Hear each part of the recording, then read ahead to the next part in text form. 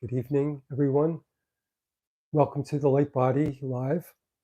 Glad to see everyone again over the airwaves, over the telepathic network, the outer net.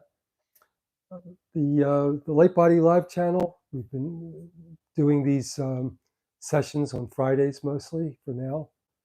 And one of the main things that we hope to bring out to the community is that is to create and help to reinforce a blueprint for development, energy development, consciousness development, and you could use the word loosely spiritual development. And we find that there's an organized way to do this. It's organized but flexible. It's like a liquid framework, you could say. And within that blueprint, the blueprint itself is defined by the actual light body, what it is. And it's a system. Just like we have a digestive system or a respiratory system, and that system has different components. Now, a lot of people work with these components or discover them randomly, and they work with them, develop them, and sometimes it can create an imbalance, actually, because they're working with one component of this system but not developing and securing other components of the system. So what we're working with the community to understand is that it's a whole system with different components, and we systematically develop those different components.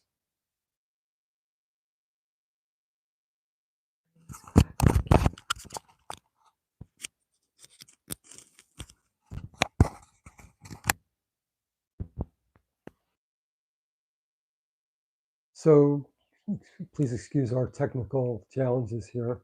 We're working on it diligently. So as I said, the blueprint is actually defined by the light body itself, and in fact that it's a system. It's not only a system that's in place, but it's a quickly evolving system. And if we look at the history of organisms and the human organism, there's periods where a system accelerates in its development. So we know that we have digestive system, respiratory, and in the last period, which is millions of years, the nervous system in the brain has accelerated in its development. And now we can say that this energy body is accelerating in its development. And it's presenting some opportunities, many opportunities, but also some challenges in and of itself, and the balance that needs to take place in its development, allowing its development, because there's a lot of conditioning, things that are related to our belief system, things that are actually related to our physical stress, chemical stress, that interfere with the unfolding and the development of this energy consciousness body. So first, to identify the components of that system, we have the outer body, or what I like to call bioplasmic membrane, because it functions like a membrane. It has permeability, selective permeability, and we can actually get to the point where we regulate that permeability and what we're allowing to enter that membrane, and what we're preventing from entering into that membrane. The chakras are well known. They're very powerful. They have many different dimensions of what they do. In the physical body, they're energizing physical systems and organs and tissue, muscle, membranes. They also activating the energy system clearly. They're like portals that give us experience in other dimensions. And in the full development of the light body, they actually become a functioning component at a higher level, which will, we've kind of hinted at that, and we'll discuss that as we go on in the future. The kundalini, which people also practice and work with individually, and we find that sometimes when they just isolate the kundalini and work with that, that can really cause imbalances. So we try to work with different practices and understandings to first ground the kundalini energy and to have it remain balanced as we work with it and as we integrate it with the rest of this evolving, developing system. The abstract brain is interesting because up till now, the brain, the back brain, the side brain, the front brain has developed within the cranium. But what we find now is that part of the brain is developing outside the cranium, immediately around the front of the cranium. And this could also be a reason why the therapeutic, one of the reasons why therapeutic cranial techniques have become popular, because this energy that's formulating outside of the cranium wants to interact with that part that's inside the cranium. And if for different reasons, like physical stress, trauma, the cranial sutures have become locked or closed, then that interchange can become interrupted and it can create friction. It can cause frustration and can also cause chemical imbalance. So we're also working with practices that help to open and free the cranial motion throughout the whole body, not just the cranium, but also through the torso, the hip structure, and through the spine, all very important areas to allow that cranial force to flow, both in expansion and contraction. So this is a very important part of the whole system. It's a very important component. And then to open up the membrane and interact with what we could call the soul star. And that's something that's informing us constantly about our higher path, our immediate path, why we're here in the first place, what we're doing. And the more we connect to that, the more clear all this becomes, not only in the present, but it also informs us why we experienced the events of the past. And it starts to clarify what we're moving toward, which paradoxically is where we already are. So this becomes a realization. It's abstract, and for that, we also need further development of the abstract brain, which allows us to detect and interpret abstract reality. And as quantum physics has shown, abstract reality is reality, and linear reality is actually not reality.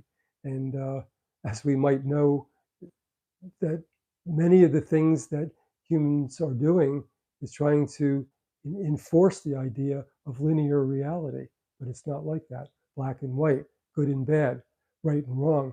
There's a synthesis where that whole platform of understanding and definition evolves and transforms into something that's much more intuitive, much more impressional. So those are things that we cover in more detail, but I just wanted to go quickly and say that we want to continue to present this idea of the blueprint of development, which is defined already by this by the light body and the components, and the fact that it is an interactive system. So in that development that we just talked about, there are basic skills and practices. There are specific practices for the outer body, the chakras, the kundalini. There are specific practices for the integration. A lot of times we call those processes or journeys in our materials that you may discover if you go to our channel and to our website. But underneath, there are these basic practices that are basic. But as a lot of you know, that the basics become very powerful as you master them. And in one way, they're also paradoxical. They're basic, but they're also very advanced at the same time. So the first one is working with the body, and the body itself, in the development of the light body, development of the outer body, the physical body is the nucleus. And within that nucleus, we have what we usually identify as the Ida and Pingala, or the basic kundalini channels. But if we look at how they flow, they are the transformation at a higher level of the DNA within this nucleus that we call the body. The body is protoplasmic. Cells are also protoplasmic. And this outer body that's forming is bioplasmic.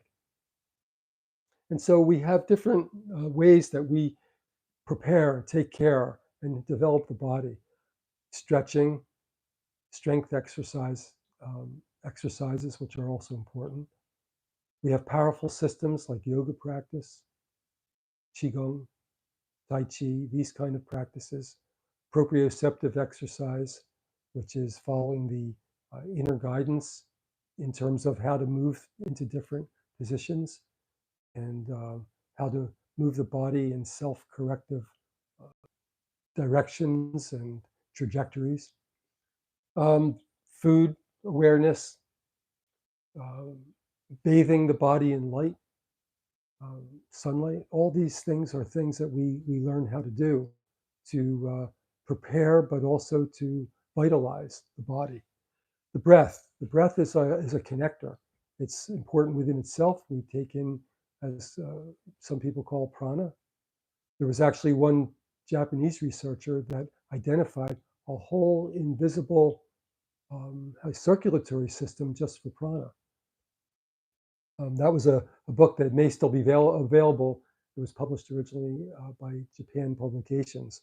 Anyway, long throughout the history of the Ayurvedic practices, the word prana has signified not only that we take in air, oxygen, but that there is this life force that comes with it, and that's prana. So breathing also triggers and activates the parasympathetic nervous system.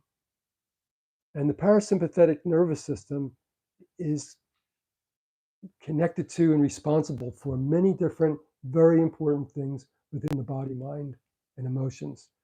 It is the trigger for all the regenerative functions of the body, the repair function, the rebuilding function, the taking in and storing of energy, the balancing of different factors within the body, hormones, homeostasis, red and white blood cells. All this is directed by the parasympathetic nervous system, which is is a system that deals with the whole body. It's not specific, but it deals with the organization and the balancing and the integration of the whole body. So when we do certain types of breathing, we directly activate the parasympathetic nervous system. Um, as an example, when we breathe in and we draw the breath up to the top of the nose, it activates, it stimulates the olfactory nerve, which is a parasympathetic nerve. So there's this direct connection. So almost all, if not all, of the practices within the light body system are stimulating and developing and strengthening parasympathetic activity. And it's interesting that when we hear the word relaxation, we think of like letting go and looseness, but there's also a strengthening aspect, even at the muscular tendon ligament level, that when you relax, the tendon and ligaments are able to um, flow through their elastic motion. And this is like doing a weight workout at that level, where it's exercising the stretch and release mechanism. Very important for our elasticity, very important for the flow of our life force. So the largest parasympathetic nerve in the body is the vagus nerve. And you can say that it's called vagus nerve because it's so prolific through the body that it's not completely clear where it always is. And therefore it's vague or vagus. And like I said, this triggers this global experience. Like as we activate this vagus nerve, which is the largest parasympathetic nerve, we start to feel our body as a whole. We start to feel our body integrate, and we start to feel the physical and the vibrational also becoming connected and synthesized. And this is an important underlying theme of the chakra work or the kundalini work that we do in the light body activation. Now, relaxation and regeneration, of course, is very important. And what we might discover within ourselves, and this is something is a challenge, and I think for me it's a great challenge if we understand it. But it can be off-putting, and it can also be a little bit scary, creating fear if we don't understand it. And it almost inevitably comes up as we practice something like light body activation, meditation, anything that's creating relaxation, because it also means practicing letting go, but also discovering like where we can't let go, where we don't let go. And we can say that relaxation is in different layers. There may be a surface layer. And in my practice, I've encountered individuals that can relax on the surface. But then when we go into the medium level or the deep level, they can't relax at all. They're not relaxed. They can't let go. And the thing that they want to transform or change in their life is directly related to letting go at that place. So it becomes a friction point, and it can be very painful because whatever caused that tension probably was painful as well. So we relax, we regenerate, we develop, and then inevitably we come to this place where we face this place where we are deeply stressed, where we have deep tension in the body, deep stress in the body. And so that tension and deep stress, when we encounter it, presents us with this paradox where we want to relax, but it's painful to relax. And usually we think that it's euphoric to relax, it's wonderful to relax. But when we get to that deep layer, to that deepest place of restriction, and we know that what's behind it, it's like a dam holding all of this information of injury, of stress, of drama. Lately it's been very popular to discover trauma, and people are traumatized. And I like to say that people are also dramatized through the life experience and the family constellation, the community constellation, which is constantly trying to enforce the rightness or the wrongness of this or that. And we learn sometimes to really suppress and override our true nature. And that's where this deep tension comes in. There was the suppression and the becoming unconscious to that place where our true nature resides, wants to emerge, and it wants to grow. So we get to that layer. We get there through receiving body work, through doing different kinds of meditation practices. The light body work will certainly bring you at some period to that place where what you are conditioned with and what you believe comes into conflict with who you really are and the true self, the truth of the self that wants to emerge. So just heads up on that deep stress layer. Once you know what it is, though, it's a celebration time, and it's like a hurt and a pain. That's a good pain. That's a good hurt. So I just wanted to talk a little bit about that. Now, the vagus nerve is also connected to, it's connected with the trigeminal nerve, and that's going all throughout the face at different layers. But one very important place of the trigeminal nerve is right at the TMJ, and it controls the chewing mechanism. As a parasympathetic oriented nerve, when we're chewing food, it's signaling through this network of parasympathetic nerves to the digestive system that something's coming. It also gives information about what is coming. So the body prepares its secretions. All the secretions throughout the digestive system, from the salivary glands to the stomach, throughout the small and large intestine, all those secretions are triggered by parasympathetic response. And if our parasympathetic response is, how would you say, compromised or suppressed, then those secretions are going to be inhibited. They're going to break down. And so our digestion, which means our ability to extract energy and to extract the nutrients from our food, are also going to be interfered with.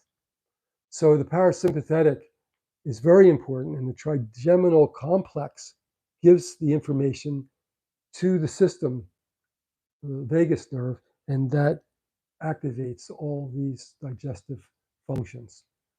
Now, I've made this little diagram here. So if you go in front of this little flap on the ear and press in there and open up the jaw, there's a hole, that indentation that appears. And I know that I did this a few weeks ago, but I want to build on it. I want to use that exercise to go a little bit deeper, to go to a deeper layer, and then add some, things to that can be interesting and even fun to do.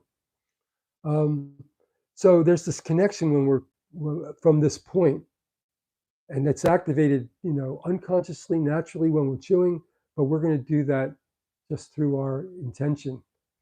And it connects to this medulla, and that's the place where the vagus nerve is very concentrated.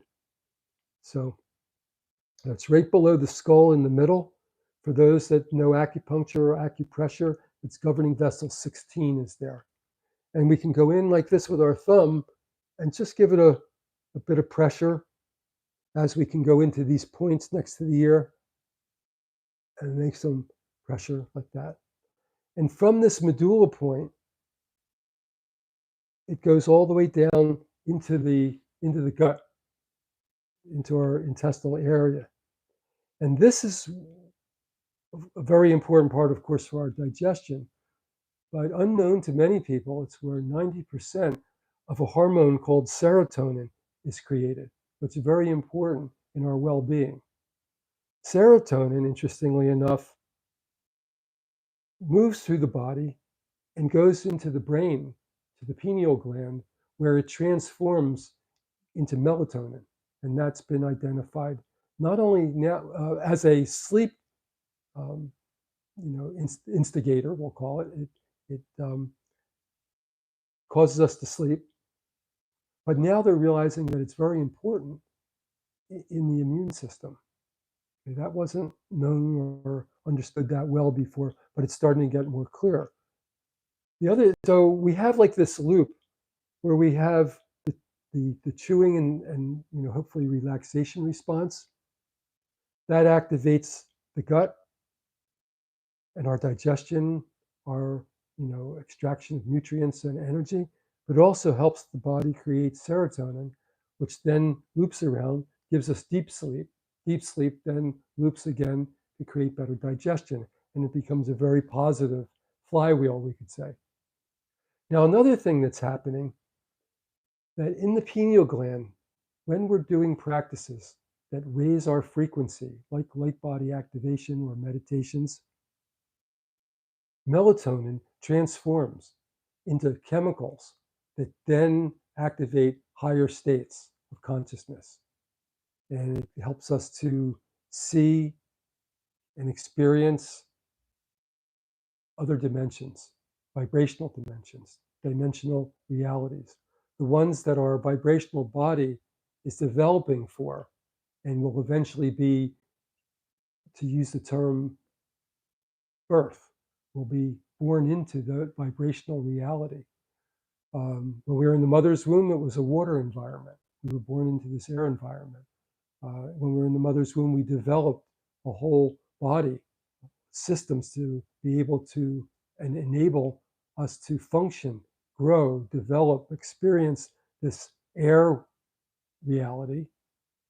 And now we're developing another body, this time externally to the physical, and this will be born into a vibrational reality.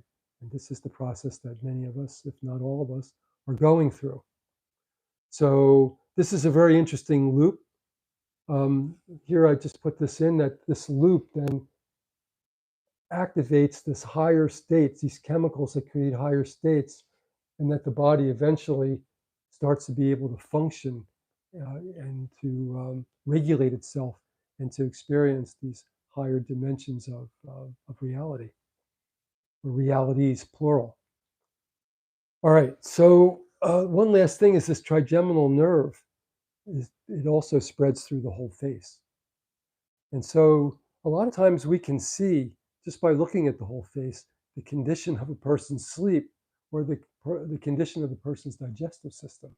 The whole digestive system is there. And when a person has a brighter, face, the muscles are more toned, then it also shows that the digestive system is likewise.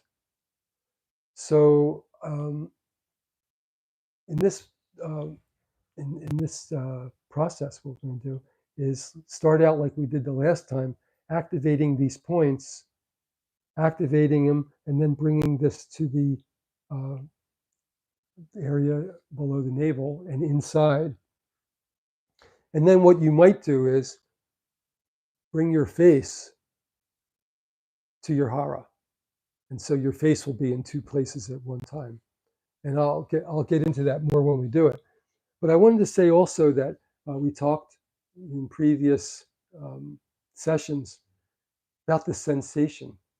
So the sensation that we're going to look for here next to the ear and back at the medulla, when our attention goes there, what happens is we start to feel this numb and tingling sensation.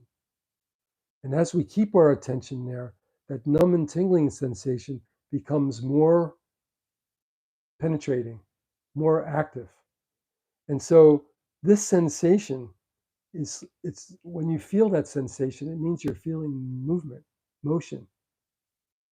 There has to be energetic motion in order to create what we experience as sensation. This means that there's a higher amount of energy now flowing in that point or that area, and that we have invoked that through our will, through bringing our intention or attention to a place. And as our attention arrives, energy arrives. As energy arrives, then motion, sensation increases. So look for that because it's a prime practice. Maybe I should have put it up here with basic practices. This is one of the most basic practices, is to be able to keep your attention on a point or an area till you feel this numb or tingling, heat or cold sensation, or several different combinations of that. And for those of you that are doing chakra work, I've heard that sometimes it's difficult to feel the direction of the chakra movement, counterclockwise or clockwise. But if you're not feeling those directions or you're not in the mood to feel them, you can just feel the sensation, because that is motion. Sensation is also not only motion, but sensation is information. So together. But then the front chakra, the back chakra, if you feel the sensation, you can join them. And that will be very effective. And then as you work with that, you may start to pick up the clockwise or counterclockwise movement. But if you're not picking that up in the meantime, this is also almost, if not as effective to do. So I wanted to bring that up. All right. So should I go to the process, or I've been talking a lot, so I probably should. Yeah, if we can. No, I think I'm going to go right to the process. So this process starts very similar to the last one that we did a few weeks ago, I think. And you might want to activate those points. Also, your navel, and go a little bit below. And if you want, press in and maybe massage a little bit. Yeah. Now, eventually you don't have to do that, because when your attention goes to a place and you hold it there, the sensation arrives. But if there may be certain areas of the body where it's more difficult to get that to happen, you can massage those areas, you can tap on those areas, be creative. But ultimately, we just need to bring our attention there. Okay, so we'll start out with taking a deep breath. And when I say take a deep breath, bring it up through the back of the nose and expand the pelvic, abdominal, chest, upper chest. And then breathe out in reverse, release the upper chest, abdomen, pelvic area. Breathe in really deep. And the more silent the breath, the better in this particular way of doing it. And let the breath go out. For those of you that have been practicing, you notice almost immediately that the body responds. Breathing in,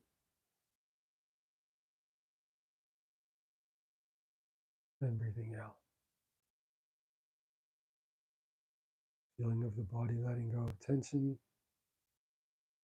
And a lot of times when you feel that letting go of tension,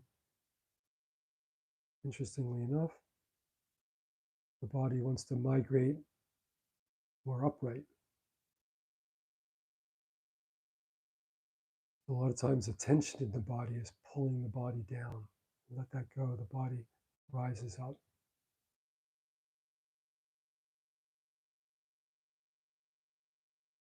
And just briefly to connect with something we did also in the previous sessions, feel the space around the body. And as your attention goes there, start noticing that this area outside of the skin layer starts to feel like it has substance. It feels fluid or gel-like. And once we become aware of that sensation, that viscosity of the area beyond the skin surface, you notice that it creates sensation on the skin. Again, the numb or tingling.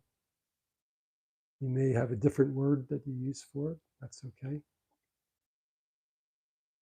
And that sensation, when it shows up on the skin layer, all throughout, above and below, sides, front and back, as you keep your attention on it, you may notice that it starts to penetrate down into the skin layer,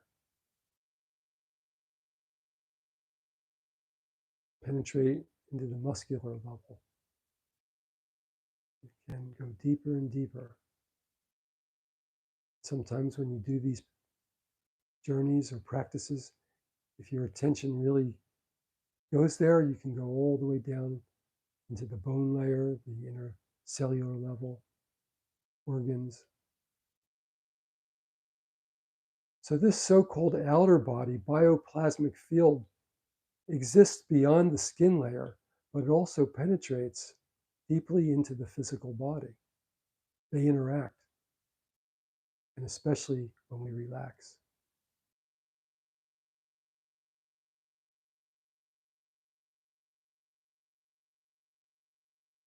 We'll start out with bringing our attention to that indentation in front of the ear. And as your attention goes there, you'll feel that numb and tingling. And as you keep your attention there, it becomes more penetrating. It may spread a little into the ear canal. It may spread down into the jaw.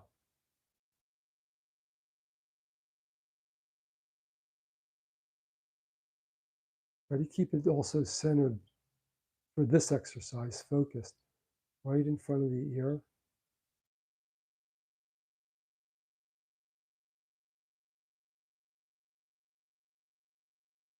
And now we're going to go to the back of the head, right below the skull to this medulla point, focusing there.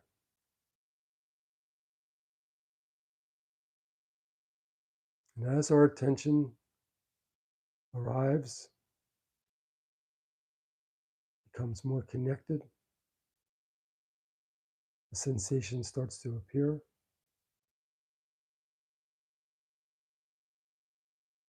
And you may feel it penetrating into the head.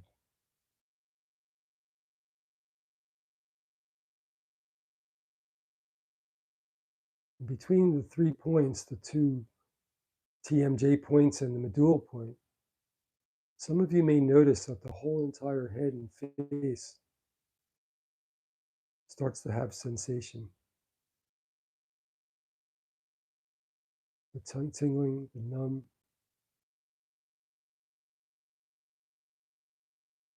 You may experience it also as a brightness. And as you relax and energy comes more into this nerve complex of the trigeminal and vagus nerve, you may feel your face lightening up, lifting.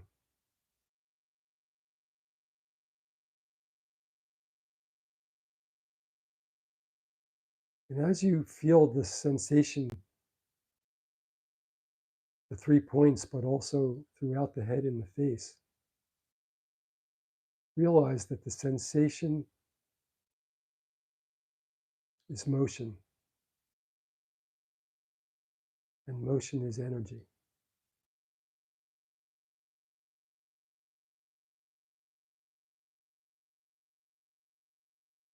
And I'd like to have you bring your attention back to the medulla point in the back of the head.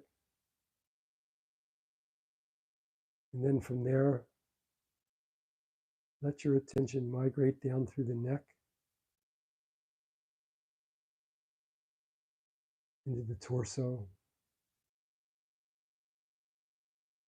into the area behind the navel. A little bit lower, maybe. You can be flexible with the exact location. Wherever you experience it is fine. And as you keep your attention there behind or a little bit below the navel, our activation sensation appears.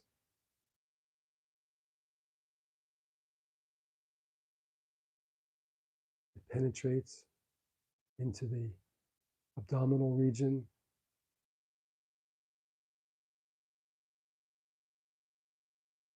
You may feel it spread through the abdomen. And you can allow that spreading of the sensation. And in this particular process, we want to keep it also focused below or around the navel.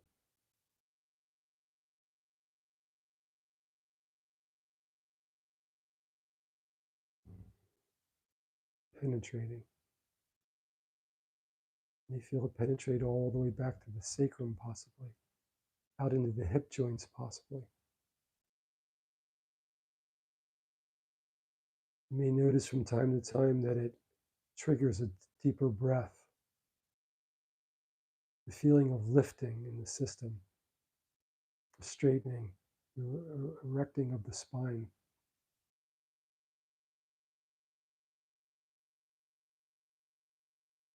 And I'd like to have you connect the medulla point, the TMJ points, and also this point at the navel.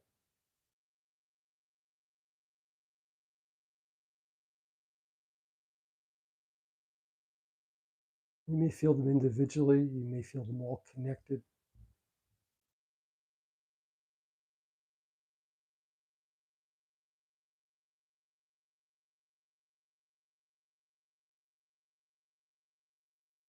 And once again, notice the sensation in the face.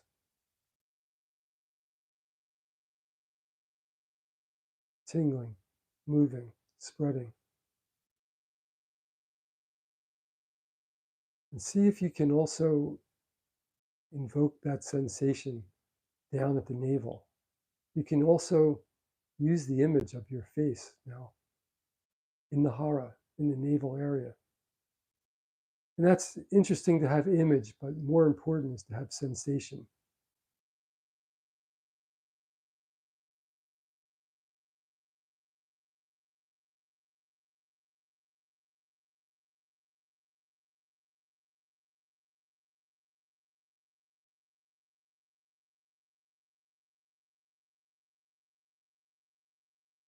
You And feel that there's motion all throughout the head and motion all throughout the abdomen. And check the medulla point, TMJ points, the navel point.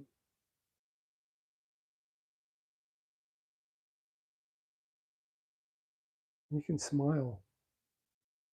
And as you smile, you may notice also your abdominal face is smiling. Feel the sensation. Let it penetrate.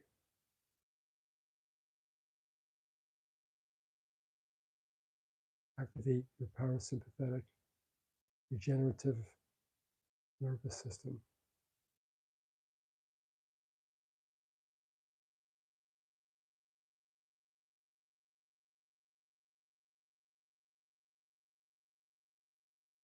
Okay, take a deep breath.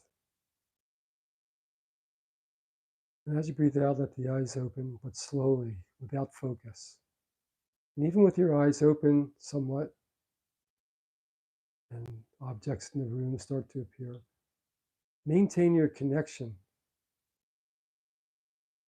to the 3 points in the head and the point in the navel, sensation in the face, sensation in the abdomen.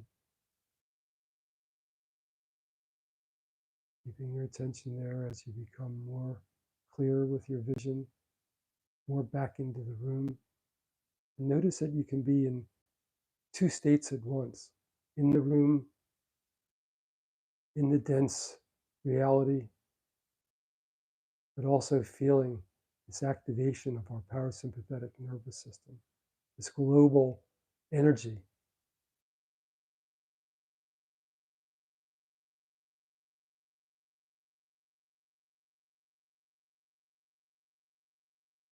And you can do this at any time, during meditation, during light body practices, anytime it seems to come into your awareness, you can do it. It's part of a process, you can add it. Or it can be a process that becomes a core of another process. So you can practice it, but you can let it kind of morph into other aspects of the light body work.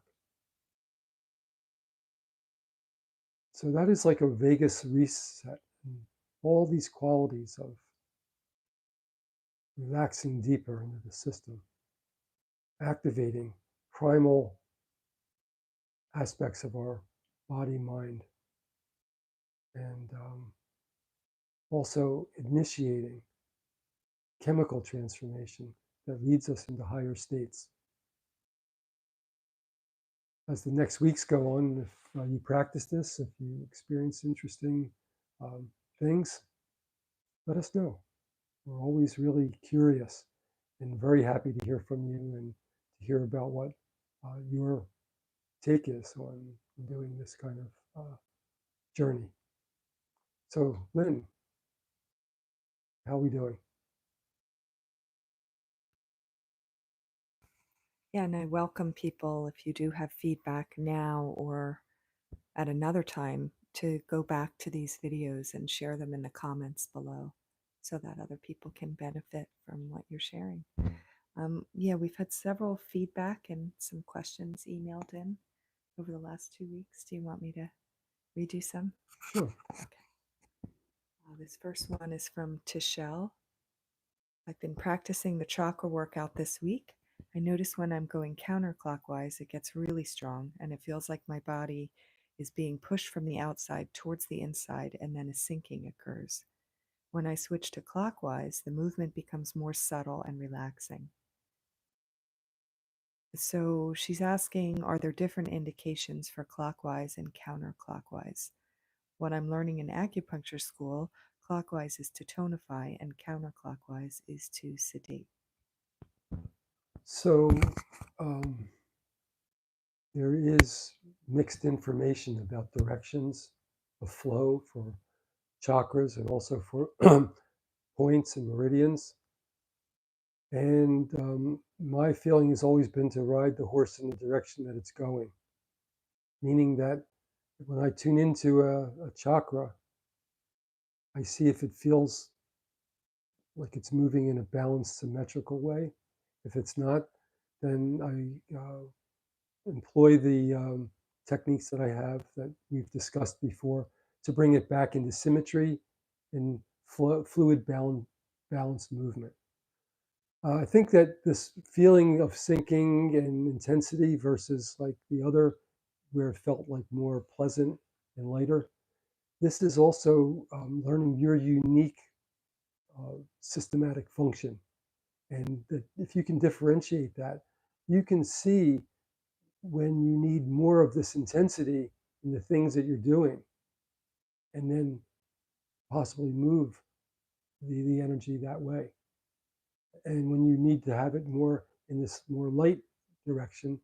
So it's this experience, I think for me, is primarily that you're learning how to regulate your system by noticing the effect and the influence.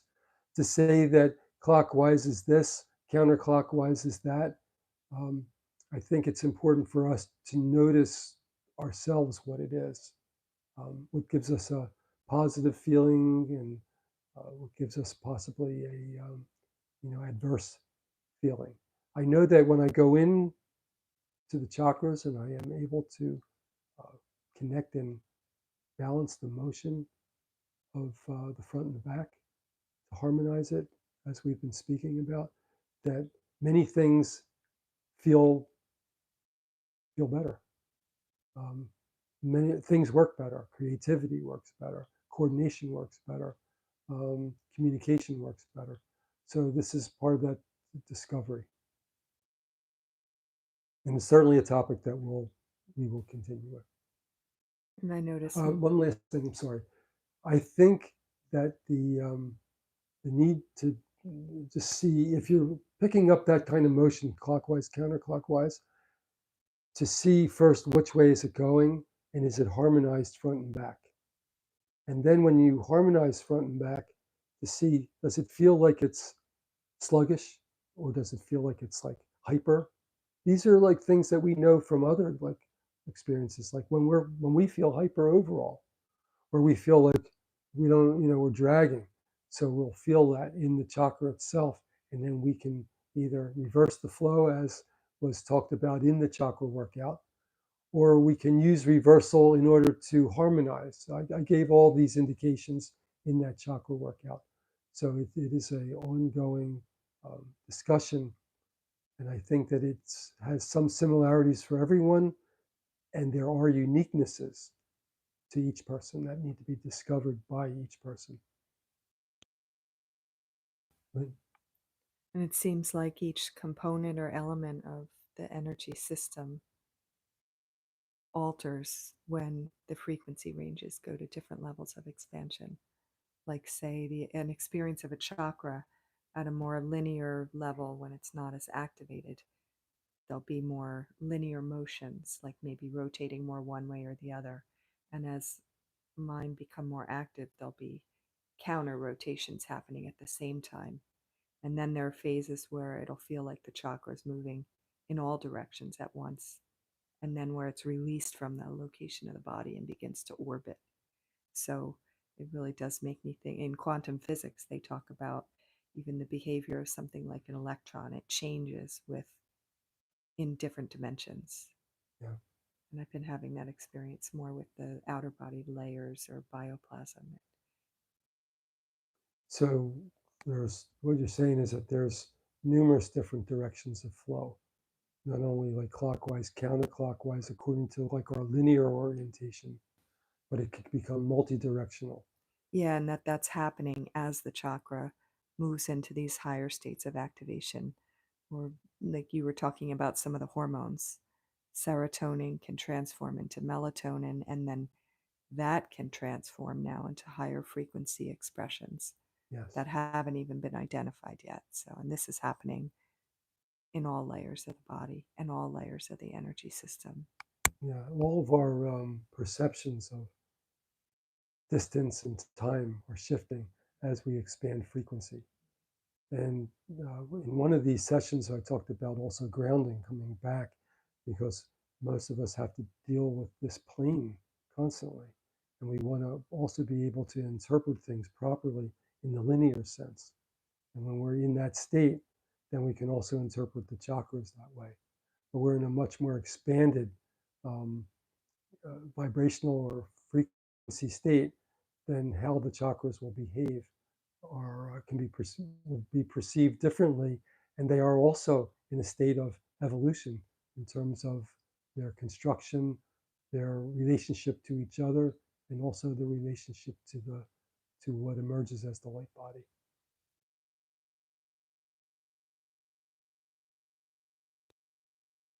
Another question. Since our last session, I feel a lot of activity with my third eye chakra. I think Saul calls it impressions. Is there a way to gain more insight into these impressions? Well, impressions, um, that is, you could say, is like information. It's incoming. And if we want to use the word information, it's information that's in a certain state, at a very high frequency state. It's very accurate. But in our linear minds, usually we flip it and say, uh, uh, what is it again? No, beyond the impression. Like impressions are vague. But actually, the impression is the more accurate um, reality.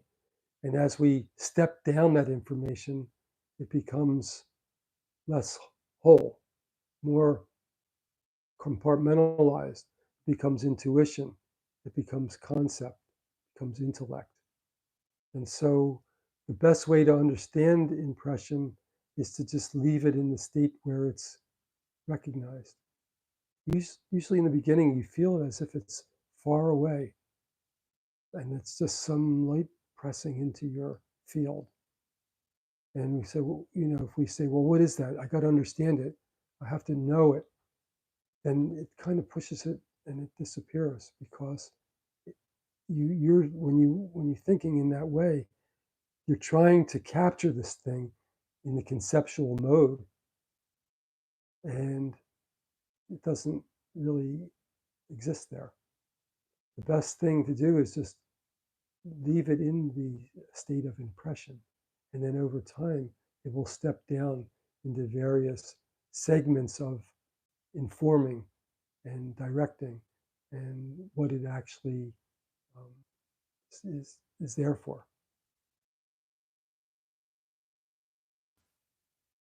Andrea wrote, I enjoyed superimposing the head area around the hara.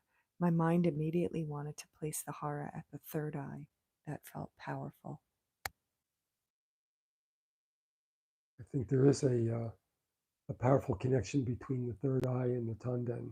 This the main point that they usually identify, CV number 4. So interesting. It's something that can be recreated, and that can also contribute information and development, and that may be unique right now for you.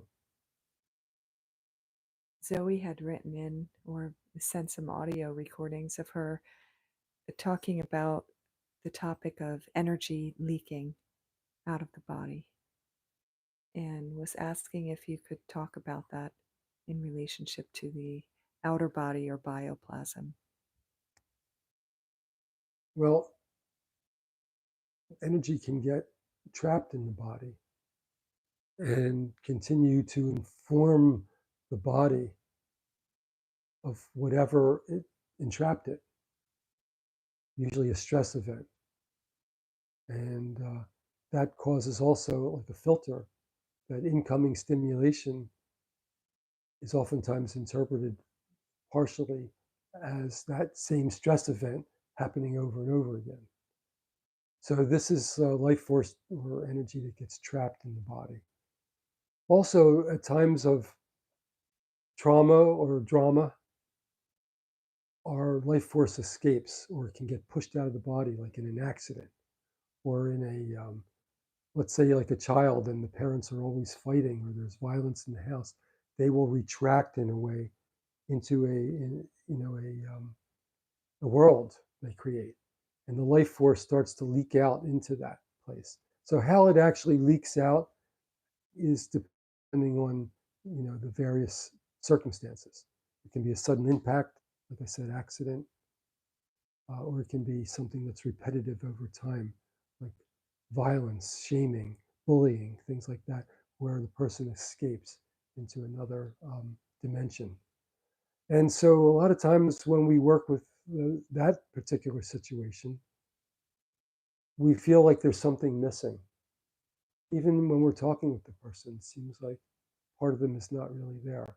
Or we're working with the body, and there seems to be something that's vacant there.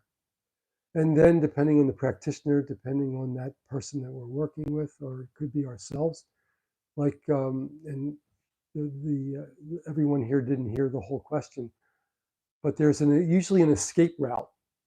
And so that can be identified and can be stimulated or worked with as the reentry point to recover that leaked energy.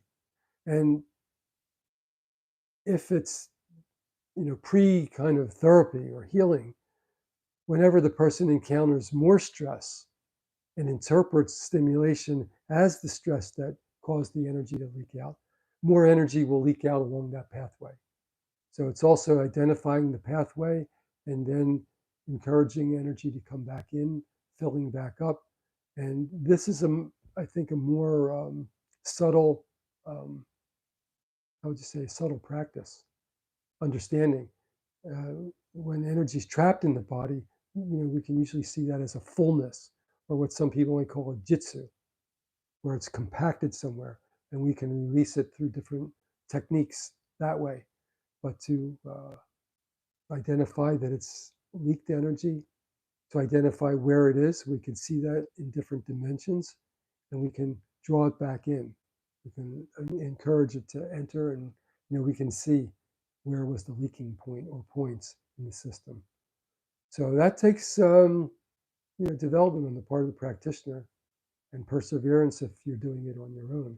But you will encounter it, and it could be related to what I talked about before, this deep stress layer. So when we discover it and we encounter it, when we discover that the thing that we want to transform in our life is something that is happening because we're absent, we're lacking the energy to confront, to engage, then we start to realize that it's usually wrapped up in a story. It's wrapped up in an experience that hurts, it's painful. And we go through that gauntlet of what caused it, and we emerge from that more whole. So how we doing? I was wondering personally if you could talk briefly about this, the idea that doing these light body activation practices, it's not always peaceful, it's not always relaxing, it's not always just a bed of roses, because it does lead us so deeply into contact with these different stress matrices within ourselves and with the world around us. Well, I think how each person experiences that will be somewhat different, somewhat the same. And discovery of our uniqueness and how we encounter it and how we process it is important. What methods we use or what methods we create, because oftentimes it takes ingenuity. How would you say? It takes creativity to find the way to work with that. For me, once I raise the frequency to a certain level, it causes me to zoom out and have perspective at a certain place, dimension. I would identify that at the minimum, at the soul level, where what is happening, and at that level of frequency, past and future are the same thing at the same time, and they're part of the present time continuum. And that's an experience. And that to me has been a reliable place to arrive at through doing the light body practice. And once I'm there, it is a serene and I would say it's a very serene place. Um, Definitions of joy, of happiness, they're transformed, they're different, but a state of tranquility. Now, in the process of going there, moving through the frequency of where I function in the daily life, and this is a big part of my daily life. I'm migrating, vacillating back and forth, and this has happened over time. There is this one layer that I move through where I may feel my own stresses, my own trepidations, but also, the force of world events and world stress. And at this point, for me, it's reliable to continue with the practice.